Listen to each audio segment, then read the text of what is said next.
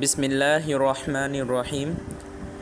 জীবনের এই পথের মতোই আমাদের ইমানের পথ, শান্ত, সবুজ আর পরীক্ষায় ভরা।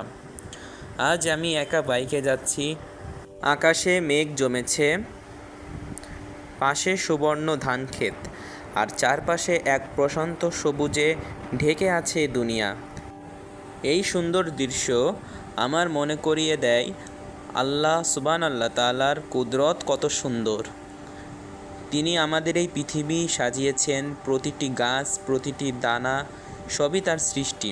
আল্লাহ বলেন, আল্লাহ তাআলাই আকাশ হতে পানি বর্ষণ করেন, তারপর আমি তা দ্বারা বিভিন্ন ধরনের ফলমূল উদ্গত করি। সূরা আল-নাহল আয়াত নাম্বার 11। এই পথ যেমন আমার গন্তব্যে পৌঁছে দেয়, তেমনি জীবন নামক যাত্রা আমাদের নিয়ে যায় পরকালের ঠিকানার দিকে।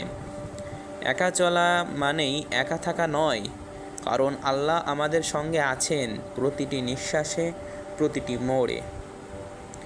প্রতিদিনের এই যাত্রা যেন আমাদের মনে করিয়ে দেয় আমরা পথিক, আর এই দুনিয়া শুধু এক বিরতি।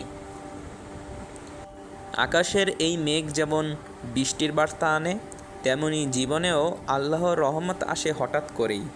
তাই সবর করো, শুকর আদায় করো, আর আল্লাহর ওপর ভরসা রাখো। আল্লাহুম্মা জাআলনি মিনাত তাওয়াবিনা ওয়া জাআলনি মিনাল মুতাতাহহিরিন। হে আল্লাহ, আমাকে তওবাকারীদের অন্তর্ভুক্ত করুন এবং পবিত্রতা অর্জনকারীদের অন্তর্ভুক্ত করুন। তো ভিউয়ার্স, আমি ভিডিওর শেষ পর্যায়ে চলে এসেছি। আমার চ্যানেলে যারা নতুন আছেন তারা সবাই লাইক করবেন, সাবস্ক্রাইব করবেন, পাশে থাকা বেল আইকনে ক্লিক করে আমার সাথেই থাকবেন, যাতে নতুন নতুন ভিডিও ছাড়ার সাথে আপনার কাছে পৌঁছে যায়। আল্লাহ হাফেজ।